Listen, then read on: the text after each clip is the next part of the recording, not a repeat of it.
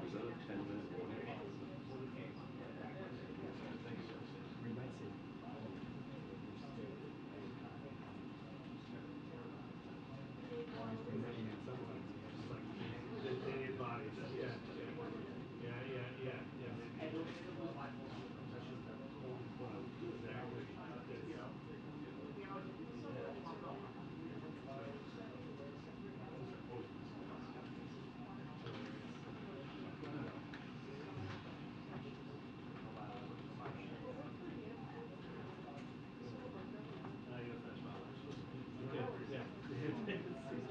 Hello?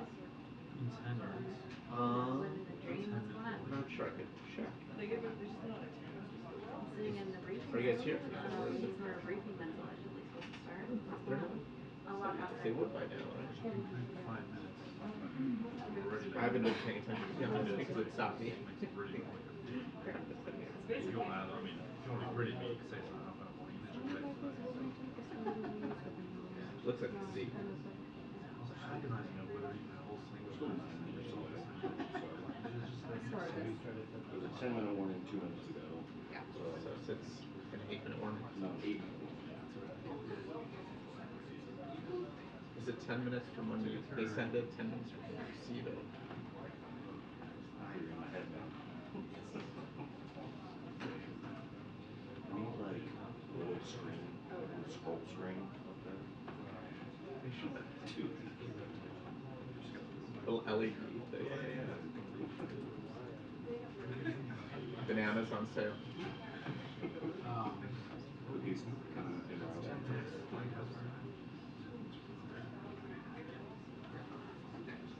We had 2 weekends ago in India, and when Kansas City, and I was so excited. It was my first weekend. Where you just have to travel. And it ended up being the worst weekend. It was super busy. There's Sudan.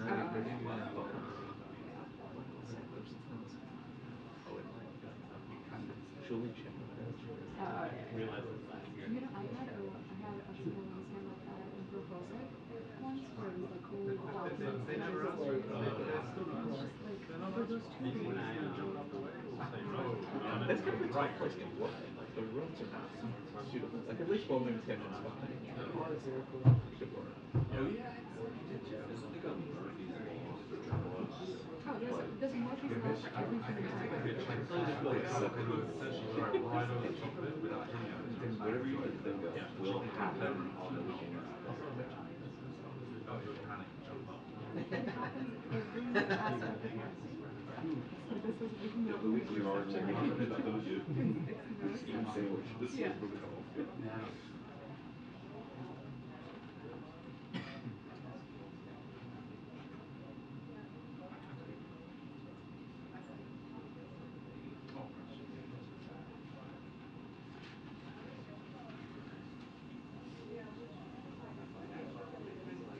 They tabled chairs down below to do the swoops. Saddles, picnics, I want to hang out. I was like, no, I'm making that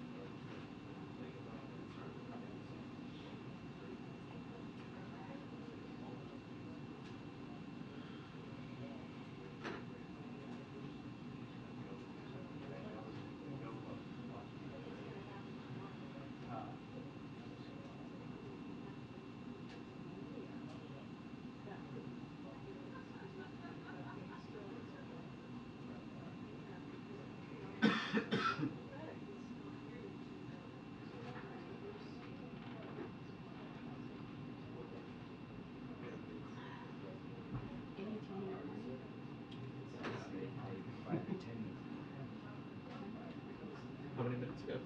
4 minutes ago. Should we watch something on Netflix? What do you want to watch? Wednesday? Have you watched Beef? No, what's that? Ali Wong. Oh no, but it's Dog. really funny. I saw she was dating Bill Hader or something. What? She's dating Bill Hader. That's what I thought. I thought I saw her dating Fair the other day. Maybe I have it wrong. I get him confused with the other guy. Alan Wong, Bill Hader. Watching Shrinking. They're I'm supposed to be Really, right. Shrink. yeah, That's Shrinking. they're Apple. totally Yeah, canoodling. yeah. Is that Apple or Amazon? Apple. That's Those things not the are Brendan freaking Fraser out. one, right? Everyone No, it's expected her. Harrison Ford. And What's his name? I can't remember the name. Jason. Yeah. Yeah, Friday's okay. Jason Segel. I like Jason. Yeah. He's a good actor.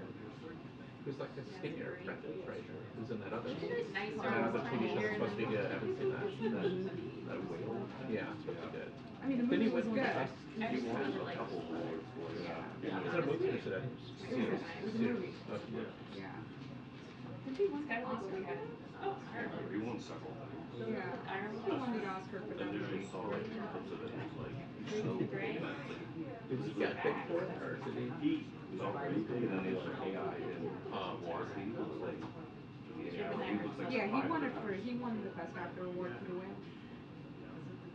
Like he can like barely walk.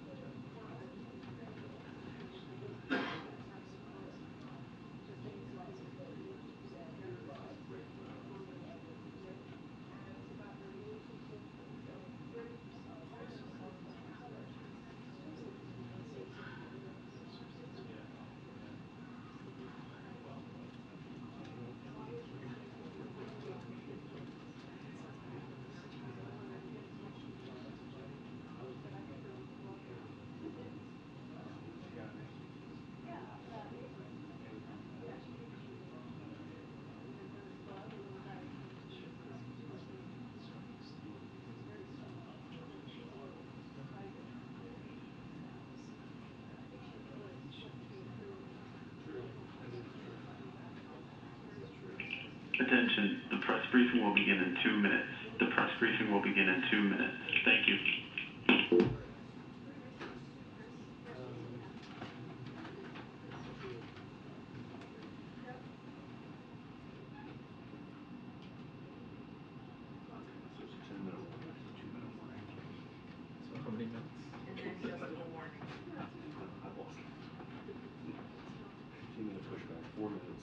10-minute warning, 1 minute, and a 2-minute warning. We're at minute 9 of the 10-minute warning. We got a 2-minute warning. Blow your mind. But they basically added 1 extra minute because I think the 2-minute warning was 9 minutes. What if you were on an O'Connor's and it was as the time changing? Briefing will begin. The whole, everything was false alarms. Hey, how are you? Regardless, it's much better.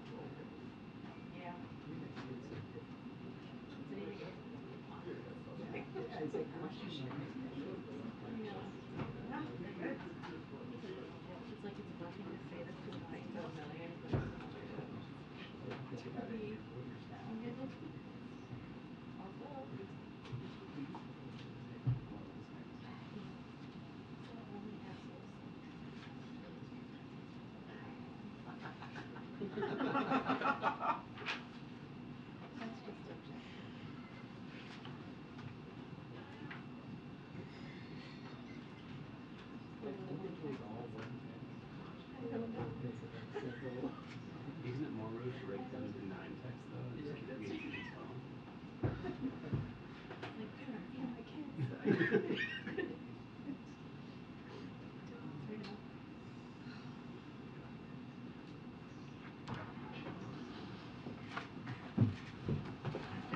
Good afternoon, everybody. As you all know, next week the President will reiterate the need for Congress to act on the debt limit. He will also discuss initiating a separate process to address the budget and appropriations. Because as we have long said, we welcome a conversation about spending priorities while reining in wasteful spending. The President has already cut the deficit by 1.7 trillion, and his budget cuts wasteful spending, including on Big Pharma and Big Oil, and achieves a deficit reduction of $3 trillion over the next 10 years. That's because the President thinks we should cut oil gas subsidies at a time when Big Oil made $200 billion in profit last year. It's because the President thinks we should save taxpayers hundreds of billions in prescription drug cost when just 5 pharma companies made $80 billion in profit last year. So, the President's commitment to cutting wasteful spending has never been in doubt, but MAGA Republicans in Congress have taken the opposite approach. They want to protect wasteful spending for pharma, Big Oil, and other special interests, and instead put forward a spending proposal that would hurt veterans and devastate federal and local law enforcement. We've already detailed how their Default on America Act would cut 81,000 jobs from the VA, reduce outpatient visit by 30 million, and increase the disability claims backlog by an estimated 134 billion. Sadly, their bill also makes defunding law enforcement one of the most high-profile legislative actions of their new majority. Nearly every single member of the House Republican Conference just voted to slash the Drug Enforcement Agency, lay off over 2,000 Border Patrol agents, slash COPS program, and slash the FBI and ATF budgets. And they are doing all of this just as they can continue to give the richest Americans and the biggest corporations a handout. In doing so, they've signaled to the whole country, to the American people, that they are willing to give fentanyl-pushing drug cartels a pass, hamstring the Border Patrol, and emaciate the budgets of local and federal law enforcement officers on the front lines of fighting violent crime. The president has long said, and you've heard me say this as well, and he said this many, many times, don't tell me what you value, show me your budget, and I'll tell you what you value. Unfortunately, the Republican spending plan shows that they value tax giveaways to the rich more than they value law enforcement, who keep our communities safe. Now, today marks the 30th World Press Freedom Day. It is not an exaggeration to say that the free press is essential to our democracy and democracies everywhere. As the president has said, Evan Gershkovich and Austin Tice weigh heavy on our minds today and every day. Their wrongful detentions are part of a deeply troubling trend we see around the world that we must stand up and call out. As you may know, or as you may not know, in 2022 alone, the Committee to Protect Journalists estimates that 363 journalists were jailed simply for doing their job, a new record high. The U.S. government is doing everything it can through our diplomacy and foreign assistance to support journalists, keep them safe, and hold accountable the autocrats and their enablers who continue to repress a free and independent media. Second, I want to take this moment to celebrate the return of one of your colleagues, Benjamin Hall. Ben returned to the State Department briefing room this week for the first time since sustaining severe injuries while covering the war in Ukraine. We are glad to have him back, but we continue to mourn the loss of so many other journalists who have been killed or injured there as they work to shed light on the conflict's horror that we're seeing in Ukraine currently. As President Biden said, and I quote, "Today and every day we must all stand with journalists around the world. We must all speak out against those who wish to silence them. And we must all continue to support a free press that is essential, again, to our democracy and democracies everywhere." In other news, we will have an announcement today that from the Biden-Harris administration, a new package of security assistance to help Ukraine continue to defend itself on the battlefield and protect its people against Russian aggression. The package, which will be announced later this afternoon by Departments of State and Defense, includes more ammunition for U.S.-provided HIMARS that Ukraine has been using so effectively, as well as additional howitzers, artillery, and mortar rounds, and anti-armor capabilities. This is the 37th package of security assistance for Ukraine using presidential drawdown authorities, and it follows extensive work by the U.S. government over the past few months to fulfill Ukraine's request ahead of its planned counteroffensive and ensure they have the weapons and equipment they need. We will continue to work with our allies and partners around the world to support Ukraine as they defend their democracy. Finally, today, the World Bank's Board of Governors elected Ajay Banga as its next president with resounding approval. Ajay has the right leadership and management skills, experience in emerging markets, and financial expertise to lead the World Bank at a critical moment in its history. Ajay will play a key role steering the World Bank to address global challenges we face, like climate change, pandemics, and fragility and conflict, while ushering in the fundamental changes in development finance that this moment requires. President Biden and our administration are looking forward to working with Ajay in this new role. And bless you. With that, Amr. Thank you. Has the administration determined if there's any validity to Russia's claim that this thwarted an attempted drone strike on the Kremlin aimed at President Putin? So we are aware of the reports, but are unable to confirm the authenticity of them at this time, and so I don't want to get into speculation from here about what happened, but we are indeed aware of the reports. Separately, does the administration see Putin as the commander-in-chief of Russian troops that have waged this war against Ukraine as a lawful military target? So look, here's what I will say. Since the beginning of this conflict, the United States is certainly not encouraging enabling Ukraine to strike beyond its borders. We've been very clear from here about that. But again, I don't want to get into speculation from here about the authenticity of this report. So I'm just not going to speculate from here. If I just ask you a follow-up on yesterday with the announcement on 1,500 troops going to the border. Does the administration plan to take any additional steps in the days ahead once the COVID-era restrictions expire in a few days? Do you feel ready for what may be coming next on the border? So look, as you mentioned, we announced, the Department of Defense announced that they will have personnel troops supporting CBP at the border, and this has occurred, as I mentioned here at the podium, for almost 2 decades. It is going to be in the role of performing administrative tasks, data entry, and also warehouse report. It will allow CBP to actually be able to perform their duties, which is critical to their law enforcement duties, if you will. They will not be engaging with the migrants, so just want to be clear about that. We have been, this administration, for the past several months, and you've heard from the Department of Homeland Security a couple of times in the past several months. You've heard from the Department of State as well when they did their press conference last week. We've been preparing for what is to come when Title 42 is lifted, and we have put programs in place, and you know, we will have more to share, whether it's process centers, whether it's the troops, whether it's the parolee program. We have clearly, the president is using, this administration is using the tools that they have available to them to deal what will the next steps, I should say, after Title 42 lifts. I will also add, and we've been saying this again, you know, Congress needs to act.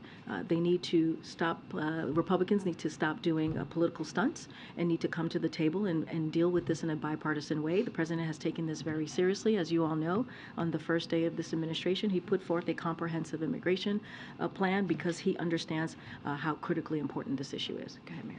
I understand that you can't confirm the authenticity of this alleged drone attack, but regardless of that, how concerned are you, as Ukrainian officials have suggested, that Russia could use this to launch some new kind of provocation? So look, I want to be super mindful here. Again, we've heard the reports, not something we want to, that we are able to confirm. Want to be incredibly mindful here. It is really too early to tell, as you ask me about a false flag, essentially. But obviously, Russia has a history of doing things like this. But again, I don't want to speculate. I don't want to get into hypotheticals from here. But we're just unable to confirm at this time. And on the steps that you are taking to prepare for the end of Title 42, this agreement was announced, you know, overnight between the U.S. and Mexico. Can you just help us understand how many migrants will Mexico continue to accept under this new agreement, and for how long? You know, they had agreed to I believe, 30,000 a month. So just a couple of things so folks are aware. So while Republicans continue to push to lay off 2,000 Border Patrol agents, we are firing on all cylinders to prepare for the return to Title 8 on May 11th. And so last week, the Biden-Harris administration announced those sweeping measures that I mentioned moments ago from the state and DHS to expand legal pathways, launch regional process centers, surge asylum officers and judges, and more. And yesterday, as you are alluding to here, Mary, we announced additional joint actions with Mexico, including participation in regional processing centers and continuation of effective border enforcement measures under Title 8. And so we're using all the tools available to us. I don't have a number to share at this time, but this is something that, again, we're taking very seriously as we head towards the lifting of Title 8 on May 11th. We are doing everything that we can to put programs, to put processes in place to deal with what will occur at the border. Again, we need Congress to act. As part of this agreement, though, Mexico has agreed to continue accepting migrants from these 4 countries that have been turned away at the U.S. border. As part of this agreement, is the U.S. providing any funding to Mexico?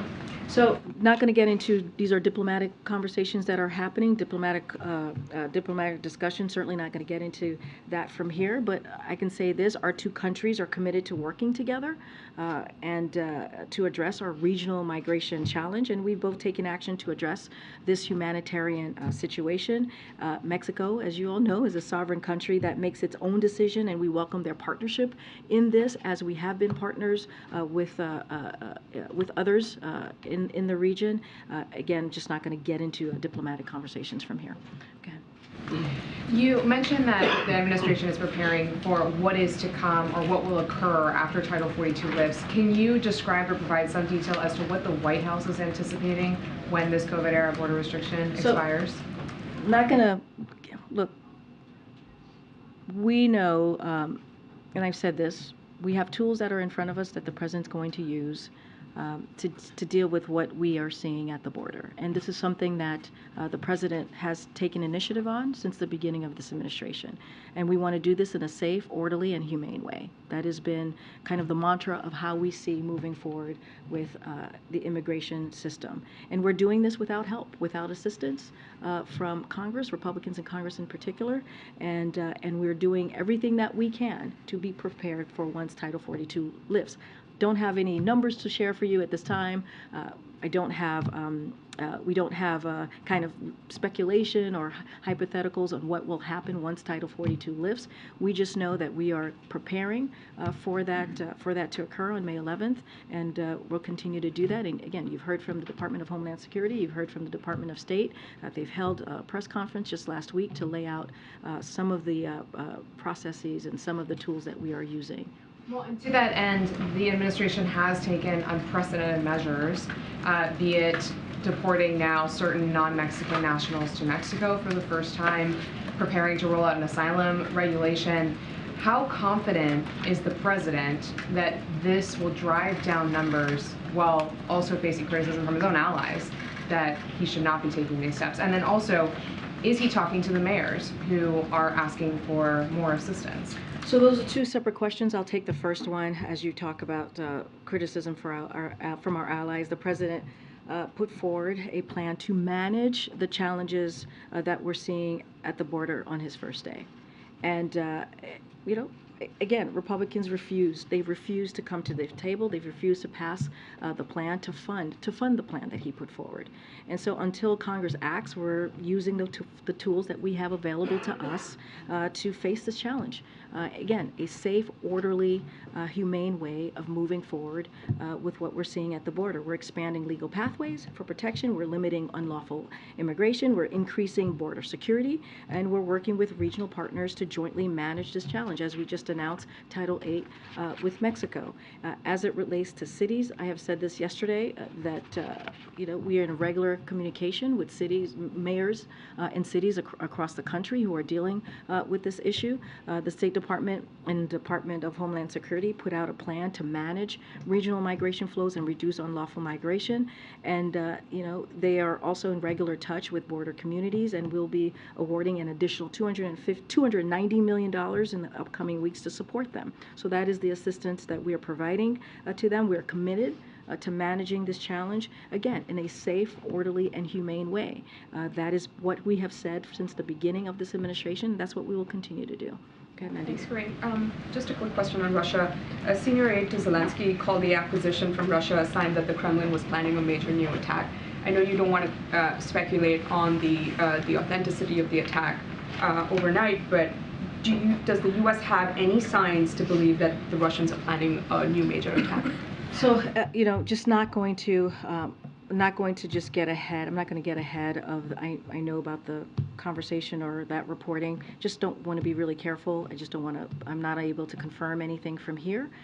And so just don't want to speak further on that. And just anything on false flag operations and, you know, how they have evolved. We've continued to sort of see the administration talk about it.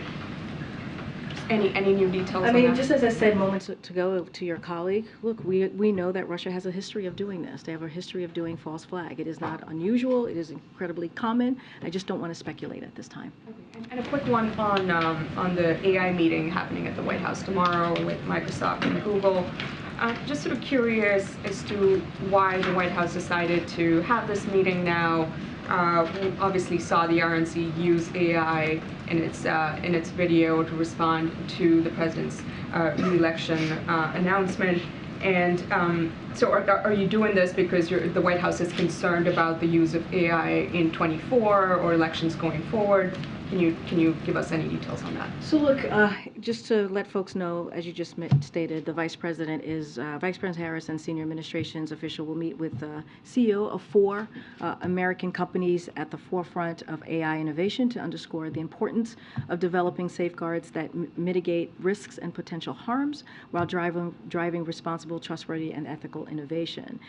This builds on the considerable steps the administration has taken to date to promote responsible innovation that protects people's rights and safety, work that includes the blueprint for an AI bill of rights and the AI risk management framework as well.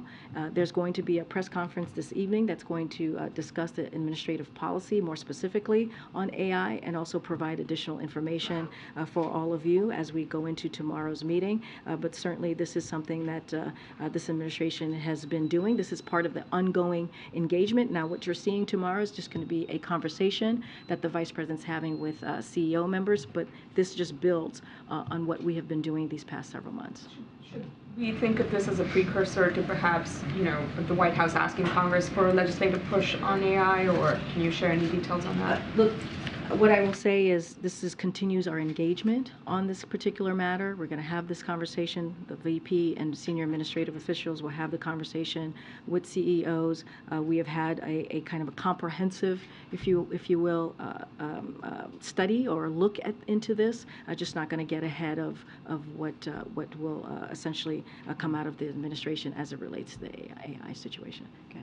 Thanks. By the time the president appears at a dinner tonight, it will have been about 48 hours since he's had a public appearance. So what has he been doing in that time? He's been meeting with and having internal meetings in the Oval Office. I had a meeting with him earlier today with his senior advisors, senior staff, talking about the issues that matter to the American people. It's not unusual. This is something that he does every day. And like you said, you'll see him later this evening. There'll be press available for the toast that the president is going to give. It's going to be, as you know, an open press avail at the top, and you'll get to see the president then. If the Fed raises interest rates again today, as it's poised to do, costs for Americans who are borrowing on their credit cards, mortgages, and student loans are going to go up again. So what does this administration have to say to working families who have already slid into debt over rising inflation and are now going to be paying more? So here's what I'll say first to the Fed. As you know, first and foremost, the Fed is independent, and we do not comment on or interfere in their policies. The president made that clear. He wanted to make sure that the Fed has space to make their decision and to make monetary policy. So want to be very clear about that. As it relates to inflation more broadly, this is a president that has, when it comes to his economic policy, he's put lowering costs for the Americans a top priority. And we understand, and you hear this from the president as well, we understand that the American people, some people are still feeling the squeeze and still feeling kind of the pressure, if you will, of where we are with our economy. And so when you look at the data, there has been some relief in progress in fighting inflation. The consumer price index, most specifically, inflation has fallen over the last 9 months. Inflation is at the lowest rate it has been in almost 2 years, since May 2020. Inflation has fallen about 45% from its peak last year. Wages rose last month and are higher than they were 9 months ago, accounting for inflation as well. Gas prices are down about 140 from the peak after Putin's invasion, and grocery prices fell last month for the first time since September 2020. Again, we understand that there's more work to do.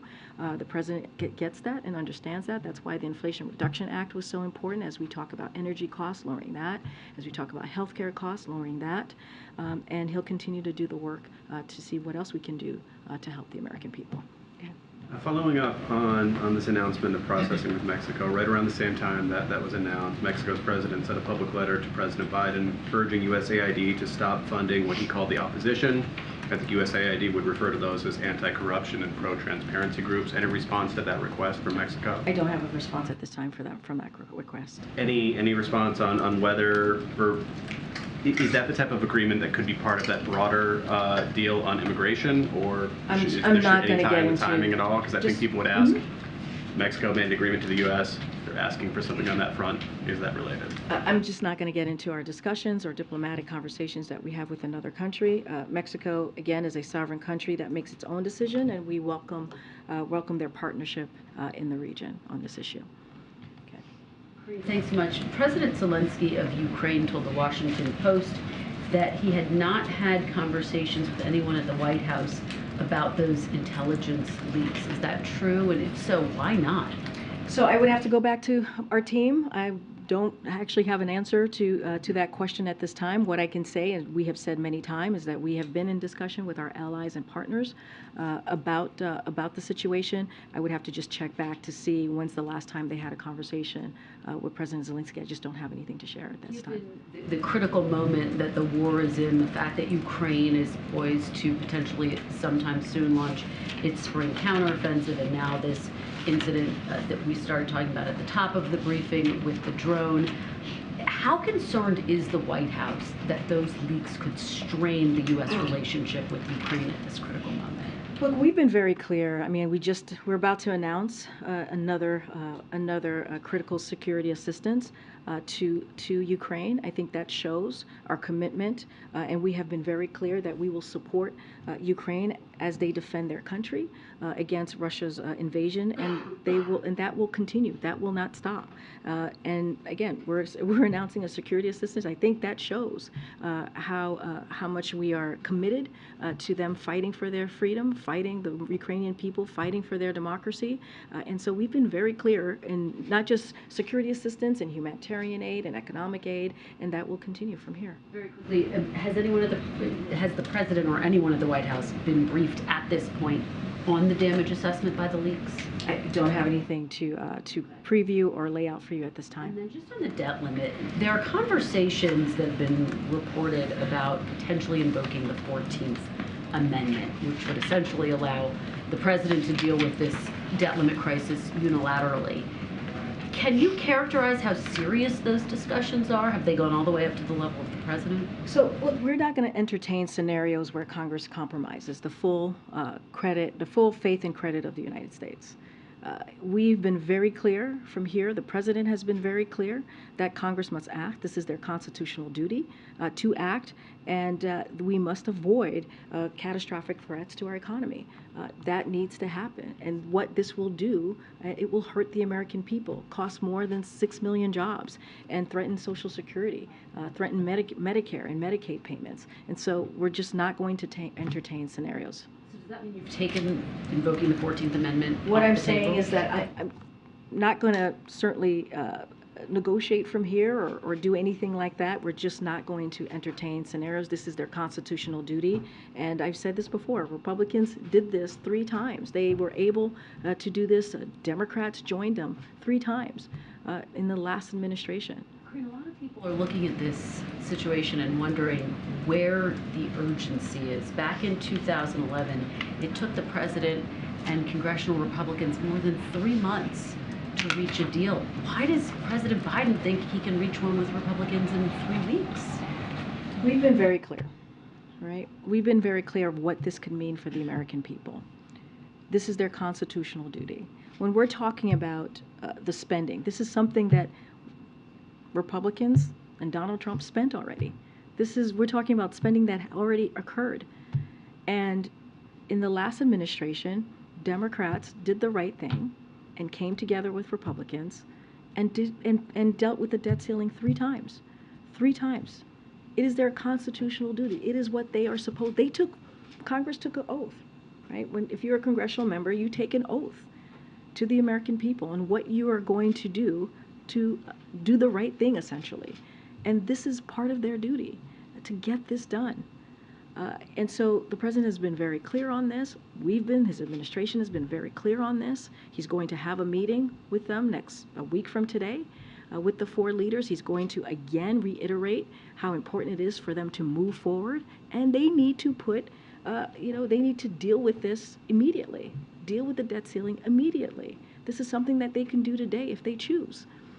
And we cannot be a deadbeat nation. We cannot. This is something that we have been able to do in the past, 78 times since 1960. 78 times since 1960. We have always paid our debt. This country has always paid our debt. So what's different now? What is different now? That's something for congressional Republicans to answer. Go ahead. Thank you, Karine. I wanted to ask, the Wall Street Journal has a report out about the Biden administration having renewed direct talks with Syria to determine the fate of Austin Tice, and that there have been several meetings in the Middle East with Syrian government officials. Given that you mentioned this at the top in terms of World Press Freedom Day, given that Austin Tice's mother was at the dinner and President Biden recognized her, I'm hoping you can speak to this report a little bit, maybe shed some light. No, I appreciate the question. Look, we cannot confirm any specific meetings, past or present. As you know, in general meetings and negotiations to secure the release of wrongfully detained Americans, that is incredibly sensitive. But I want to be clear here, as I was at the top, the president himself called on Syria to help us bring Austin home. That is something that the president has done, but want to be really, really careful and mindful, and don't want to confirm any specific conversation from the past or in the president. Again, these are sensitive issues here that we need to be very. This update at all on that case? I just don't have anything to share on the status of the case of Austin. Second, we have a report on the DOJ nearing a decision on whether to charge President Biden's son Hunter with tax and gun-related violations. I wonder if the White House has any comment on this case, if it's something the president has been following, or if he talks to Hunter about this case at all. I would have to refer you to Department of Justice. Go ahead, Stephen. Well, the question about Austin Tice. Deborah Tice's mother said this week that she believes after all these years it's time for rapprochement with Syria. What's the president's stance on that? One more time, that last part? Yeah. It's time to... Rapprochement. Yeah. What's the president's stance on that? So, look, as I mentioned, the president himself called on Syria to help us bring Austin home. He has said that before. Look, the president spoke to the pain and that Austin's family is going through. You heard from him directly during the White House Correspondents' Dinner, and our hearts go out to her. We cannot even imagine, don't even want to imagine what she's going through every day. But the president is committed to bringing our Americans who are wrongfully detained and held hostage home. And Austin certainly is one of those Americans that we are doing everything that we can to bring him home. And so that's what the president has promised, and that's what his administration is continuing to work on. One more press freedom question. Advocates on Twitter today have been talking a great deal about how the United States is engaged in hypocrisy by talking about how Evan Gershkovich is held in Russia on espionage charges, but the United States has Espionage Act charges pending against Julian Assange. Can you respond to that criticism? Say, what is the criticism? Well, the criticism is that the argument is that Julian Assange is a journalist who engaged in the publication of government documents. The United States is accusing him of crime under the Espionage Act, and that therefore the United States is losing the moral high ground when it comes to the question of whether a reporter engages in espionage as a function of his work. So can you respond to that? Look, I'm not going to speak to Julian Assange in that case from here. What I will say is, and you heard directly from the president, when today in his statement on this anniversary, but also during the dinner where he talked about the freedom of the press and how important it is to protect journalists, because it is part of our democracy, right? It is important to have that if we want to have a democracy, right? It is part of how we move forward. Telling the facts, being able to tell the truth, and be able to reporters to do that freely. And so the president's going to continue to speak to that. The president's going to continue to work to make sure that these Americans who are, again, held hostage, who are wrongfully detained, come home. And that is something that we have seen under this administration. He's been able to do more than a dozen times. And so you see this president's commitment in just this last 2 years. We put forward additional tools to do that, to deal with this matter. And so that's what I can speak to. That's what I can speak to the president's commitment on this. I'm not going to weigh in on comments about Julian Assange. Go ahead. Thanks. On the debt ceiling, has the president ruled out supporting a short-term extension of the debt ceiling? And do you think that's something that he might talk to congressional leaders about? What he's going to talk to congressional leaders about, and we've been very clear, he's going to talk to about how it is important for them to do their constitutional duty as it relates to the debt limit and the debt ceiling. As it relates to the budget and appropriations, we have conversations with Congress every year on how to move forward with that, how to negotiate on that. So that is a conversation certainly that we are willing to have. But the debt ceiling, Congress must act. This is something that they need to do immediately. They cannot hold the American economy hostage. I'm not going to get into you asked me about short term. Certainly not going to negotiate from here or speak to anything related to that. What I know is what the president has been very clear about, which is making sure that he speaks directly to congressional members next week on Wednesday and let them know, lay out what is at stake, and that's what they're going to hear from him. Another subject, some data came out showing that 8th grade test scores in U.S. history have reached their lowest levels on record. What can the administration do to help kids catch up who've lost so much during the pandemic? Look, as you just said, kids have lost so much in the pandemic. This is why when the president walked in, he made a priority to open schools. One of the things that was important to do to make sure that our kids who have lost so much were able to go back in-person school if they choose, have the resources that they needed to really succeed and move forward in their education. And we saw that. Unfortunately, the pandemic had a unfortunate effect on our young people, on our kids. And so this is, again, something that the president was committed to. That's why he fought so hard to get the American Rescue Plan done. That's why, which allowed him to open up schools, open up small businesses, to get shots in arms so that we can deal with this pandemic. Now we're in a different place with COVID, and that's because of what this president has done. Is there more work to do? Absolutely. But even before the pandemic, there was always more work to do as it relates to education. And so our Secretary of Education certainly is doing the work to do that. But yes, this is something that the president is concerned about, that the Secretary of Education is concerned about, and we're going to continue to do the work to make sure our kids have the resources that they need. And it goes back to what House Republicans put forward with 22% cut on veterans, 22% cut on education. That's not how we move forward. That only hurts our kids. Go ahead, April, and I'll come back. Karine, 2 questions on deadlines. May 11th, the deadline to release or let go of the emergency declaration for COVID. With that said, what happens to those who are uninsured when it comes to vaccines and the fear that since the declaration is lifted, that people will not look at getting vaccines thinking that COVID is over? Those 2 questions on that. There's a fear, we understand, that that could happen once, because every time, like when you say there are no more, you don't have to necessarily wear masks, people thought it was over. And when the president said that we're not in the pandemic, people thought it was over. And now with the declaration being lifted. So ahead of May 11th, the administration will be sharing relevant additional information to prepare federal government and also the American people as we move out of the emergency phase of the pandemic. I was asked here yesterday about the COVID response office and what was going to happen. So one thing I do want to share with folks, in the omnibus budget package of fiscal year 2023, Congress called for the establishment of this office. This is the Office of Pandemic Preparedness and Response in the White House, and we are working to stand up this team, so we will have that team available. But again, we're going to have more information. I want to be very mindful.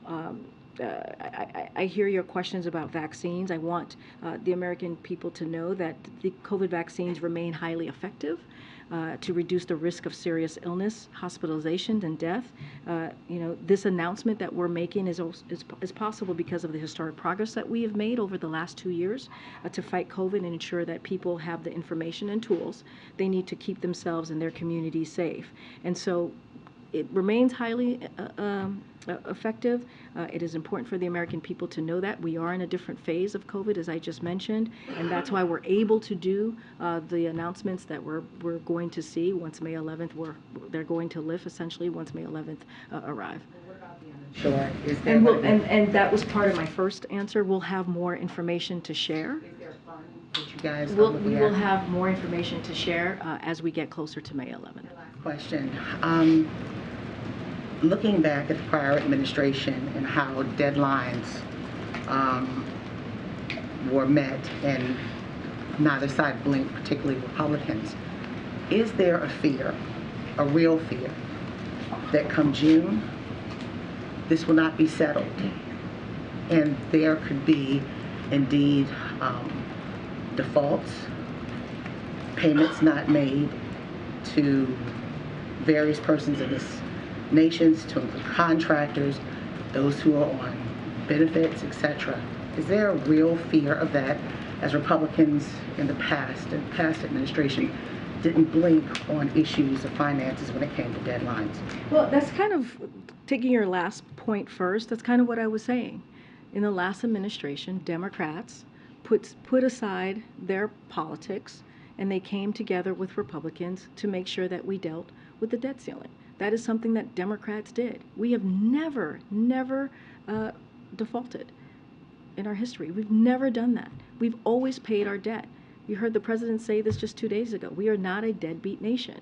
So the president's going to be very clear. We're not going to let House Republicans take our entire economy and millions of Americans' jobs hostage. We're not going to allow that. That's what you're going to see from this president on May 9th. And we're going to be very clear about this. This is their constitutional duty. Of course we have concerns. Of course we do. That's why we've been saying this over and over again, that Congress must act. We're talking about more than 6 million jobs. We're talking about Medicare, Social Security. We're talking about our seniors, our veterans. And this should not be allowed. And so the president's going to make that very clear to the leadership, and specifically Speaker McCarthy, when he's here a week from today. Hi, thanks. A couple questions. On the debt ceiling, assuming obviously that Speaker McCarthy doesn't go into the meeting next week and say, you know, congratulations, you've got a clean debt ceiling increase, what realistically is the president expecting to get out of that meeting in terms of commitments, agreements, anything on the debt ceiling or budget? He's going to make it clear to Speaker McCarthy what's at stake. He's going to make that very clear. They're going to have a conversation. They had one earlier this year, and this is a continuation of that conversation to make very clear that Congress must act. So nothing concrete in terms of... I'm not going to get into hypotheticals or ahead of what is going to come out of the meeting. What I can tell you is what the president is looking to do and what the president wants to talk about is how important it is for Congress to act, how important it is for House Republicans to immediately deal with the debt ceiling. And that is the conversation that we have already said is going to occur. It's going to happen. Certainly not going to get ahead of what is going to be discussed or what's going to, not discussed, but what's going to come out of this discussion. And secondly, on the end of the public health emergency, is the president planning to mark that in any way publicly? And in his mind, does this effectively kind of mean the end of the COVID epidemic, at least in the U.S.? So what we've said, we're in a different phase of this pandemic.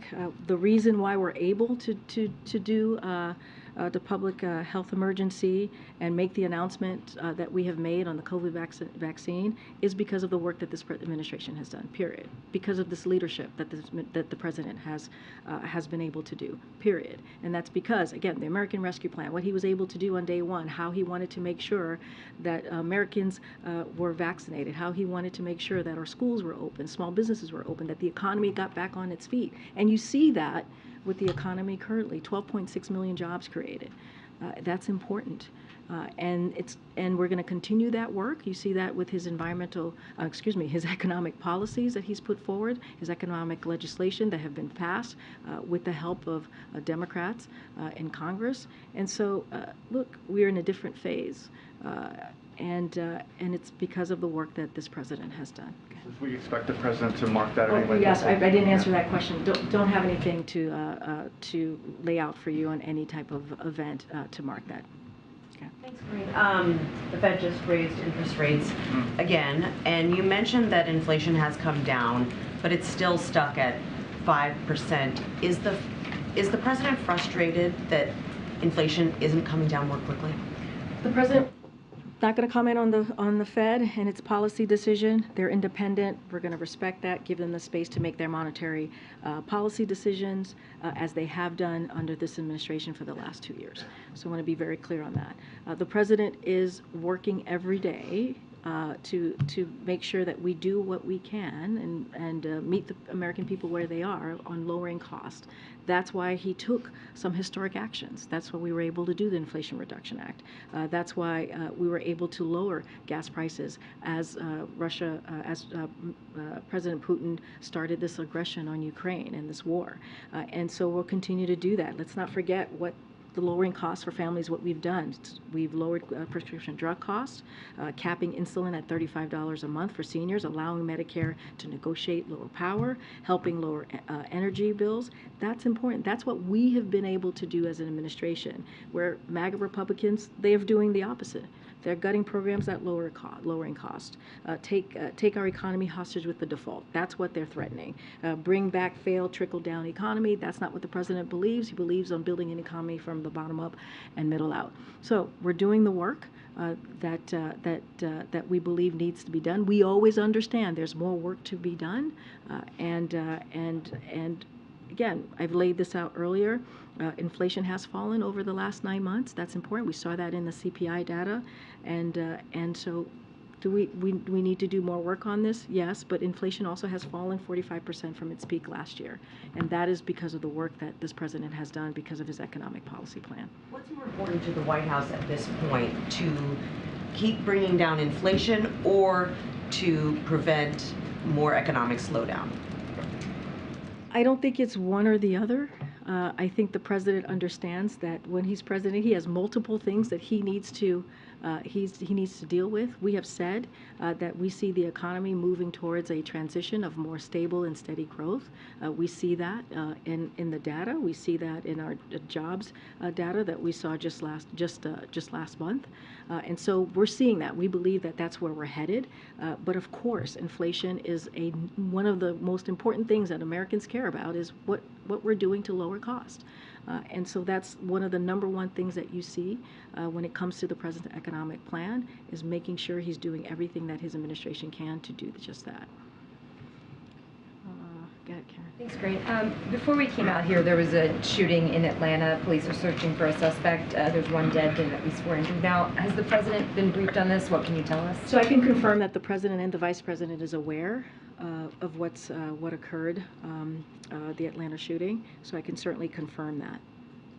And to go back to the nation's report card that you talked about, just to underline some of the data, 13% of students it found in 8th grade performed at or above the proficient level in U.S. history. In civics, government, it was only 22%. Beyond the pandemic closures that you talked about in your answer, just how concerned is the White House about what young Americans are learning about history and government right now? Well, look, we've spoken to that before, how it is important it is important for our kids to learn about the history of this country, the amazing good part of it, and also the part that we have to learn from. We've said that before. So yes, it is a concern to us. But again, our kids' education is a priority for this president. As you know, you heard him say, because Dr. Biden as well is a teacher and educator. So so you have two people in administration that truly care about our kids and their education and how they're moving forward. And you have a Secretary of Education that's very much focused on this and has made our kids a priority in the past 2 years, and will continue to do that. Scheduling questions. The president said in March that he was going to visit East Palestine, Ohio at some point to review the recovery from the train derailment. Any update on that? And tomorrow, is the president holding any events for National Day of Prayer? And events for National Day of Prayer? I don't have in front of me what the president's going to be doing tomorrow. I'm trying to think what tomorrow is. We'll certainly share that in the next couple of hours of what his day will look like tomorrow, so you all will have that as you normally do. So that is the normal here. So as the President said, he will go to East Palestine. I don't have any travel plans at this time to announce from here.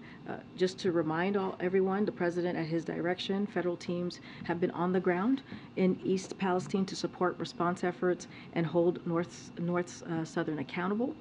They went door to door to check on families. They were monitoring the air. They're investigating the cause of derailment, and the Department of Justice is suing Norfolk Southern to seek damages and hold them accountable. And that has been our commitment to the community of East Palestine, and will continue to be.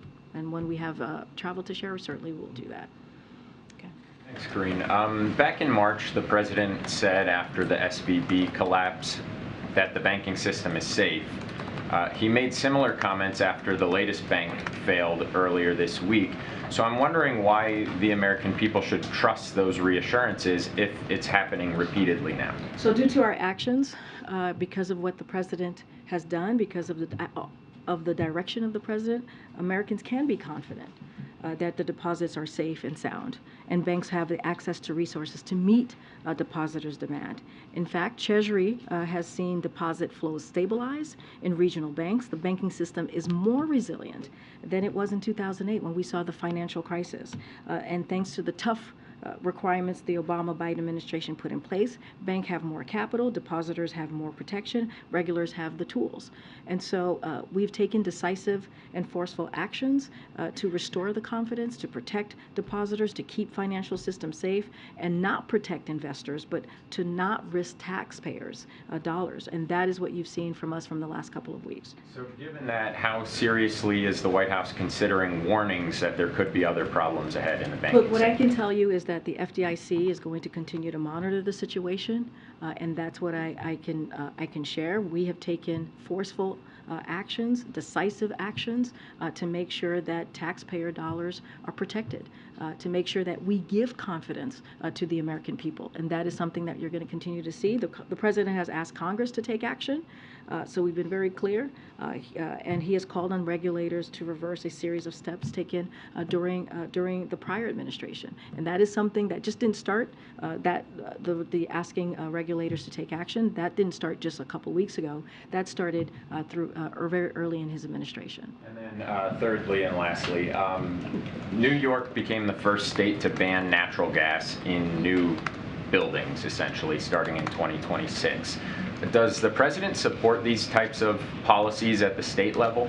So this is the first I'm hearing about that, so I don't have any comment for you on that at this time. Go ahead. Thank you, Karine. There's been so much anticipation ahead of next week's meeting on the debt ceiling. The President always says he likes to negotiate face to face. Would he commit to having as many meetings as it takes? Because all we're doing is talking about this one day, which is a week away. I don't have any further. We just got to get through the first meeting first, which is a week from today, before we add on any other meetings. That is going to be up to the President to decide. And what I can say, he's going to make it very clear to Speaker McCarthy that they need to act. They must act. It is their constitutional duty to deal with the debt limit. And he, a week ago, he announced his re-election campaign. This is not a handshake question, no. Are you sure? Yeah, this is scheduling. This is a scheduling question. So that was a week ago. I'm just wondering. He's obviously got his main job, which is being president. He's going to be more and more doing his other job, which is trying to become president again. Will he travel a lot more than he's been doing in the past? What do you think? We don't have anything to share at this time on his travel, whether political or official. Just not going to share anything to share at this time. Okay. Yeah, another question on the Atlanta shooting. I wonder if the President is frustrated by the frequency at which we're continuing to see these mass shootings, despite that gun safety law that was passed last year. And does he think the full effect of that law has really started to show? So a couple of things. As it was mentioned, we were coming out here, the news was breaking, so I want to be very clear. We're monitoring the situation. We'll have more information. It's an ongoing, very fluid situation. As far as I understand, I don't know what else has occurred since we've been out here. I want to tell the public that we urge them to heed guidance from officials and keep themselves safe. Please keep yourselves safe as the situation continues. So just want to be very clear about this, and don't want to speak to this directly because we just don't know exactly what is. I know there's a shooting, but we don't have all of the information. It's very fluid. Look, is the president frustrated about what we're seeing in our communities, in our schools, in our churches, in this epidemic that we've seen, this gun violence epidemic? And this is yes, of course he's frustrated. This is a president that has taken historic actions the first 2 years, executive actions, signed, as you mentioned to me, a piece of legislation that was bipartisan, and it was the first legislation that we had seen in 30 years to deal with this issue, but we know that more needs to be done. We know that Congress needs to take more steps to deal with the violence that we're seeing, again, in our communities, our schools, our churches, which just should not be. Should not be. American people should be able to feel free to go into a grocery store, to go to church. Our kids should feel free and feel safe, and our teachers, administrators should feel safe to go into a school. And right now, we're seeing weapons of war on our streets, which should not be. And so we've been very clear about Congress needing to act, and I think we're all frustrated. I think there's parents out there who are frustrated. There are Americans out there who are frustrated and who want to see an assault weapons ban, which reduce mass shootings, when something that the president led on in 1994. We want to see common sense gun law reform, whether it's requiring background checks on all gun sales, requiring safe storage of guns, eliminating immunity for gun manufacturers who knowingly put weapons of war, again, on our streets. These are the things that we want to see Congress act on, and so we're going to continue to call on them to do so. Yeah. Julie Su, the nominee for Labor Secretary, has yet to be confirmed by the Senate and could face some roadblocks ahead. What is the administration's level of commitment to Su as the nominee if the votes aren't there? So we are committed to Julie Su's confirmation process. She's met with dozens of senators on both sides of the aisle, and we're working very hard every day for every vote. That is certainly something that she's doing, certainly something that we're doing on her behalf. We're feeling confident about her process and looking forward to the floor consideration in the near future. I would just remind you all, as I've said before from here, when she was confirmed for Deputy Secretary, she got all Democrats in the Senate. And so we're going to continue. As I said, she's met with both senators from both sides of the aisle, and we certainly are feeling confidence in this process. Oh, okay. Let me call some more people in the back. Go ahead, sir. Thank you, Karine. Question on the Press Freedom Day. So on the anniversary, at the same time, we see China just announced weakening its counter-espionage law, which worries a lot of journalists, also scholars and investors. Currently, we have at least 127 journalists detained in China, including 3 foreign reporters detained on espionage charge. What is the administration take on China suppressing even more freedom of speech? Is the press freedom part of the conversation between U.S. and China? Thanks. So, look, what I can say is that we are doing everything that we can through our diplomacy and foreign assistance to support journalists, to help them keep them safe, hold accountable the autocrats and their enablers who continue to repress a free, independent media. And that's what you can count on from this administration. That's what the president made very clear in his statement today, but also his remarks that you heard directly from the president just this past Saturday. And that's why we're lifting up this day, this 30th World Press Freedom Day. And so we're committed. We have put forth tools to deal with ways to continue to make sure that we're protecting wrongfully detained and Americans who are held hostage. You heard us announce just some tools just last week, and we'll continue to do everything that we can. Again, I said this earlier, this is an administration that has brought home more than a dozen wrongfully detained and Americans held hostage in this first two years of this administration. So that shows our commitment, and we'll continue to work towards that. Okay. Go ahead, Naomi. Thank you. So back to interest rates. The Fed also signaled that it could be the last increase after more than a year of hikes. Should we read this as potentially there being a stronger likelihood of a recession in the coming months? I'm not going to get into the Fed's policies, monetary policies from here. They are an independent agency. We are giving them the space to make decision on monetary policies. We are not going to interfere in their policies. So I'm not going to get into a hypothetical from here. Okay, sir in the back, go ahead.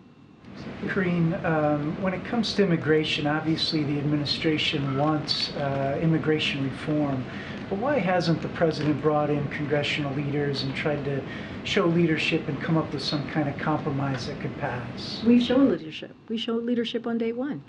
On day one, by putting forth a piece of legislation to deal with comprehensive immigration reform. That's the leadership that this president showed on day one, to show his commitment to making sure we have a safe and orderly and humane way to deal with immigration, to fix a system that is certainly broken and has been broken for some time. So that is the president's leadership. We're using the tools that we have because Congress doesn't want to help. We've called out Congress and we've spoken to Congress many times. Certainly our Office of Legislative Affairs and other departments here in the White House certainly have had those conversations over the last 2 years.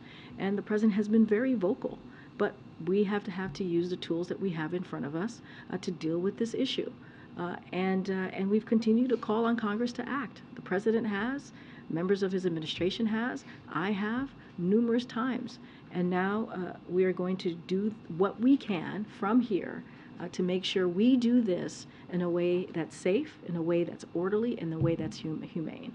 And what report card would you give the vice president for her handling of the root causes of migration in Central America? So I've learned from my predecessor to never fall into that trap of giving grades. What we can say from here is that the president appreciates and has been very impressed by her partnership in this administration. He sees her as a partner, and they will continue to work in that way in the next as we move forward. So be very careful here.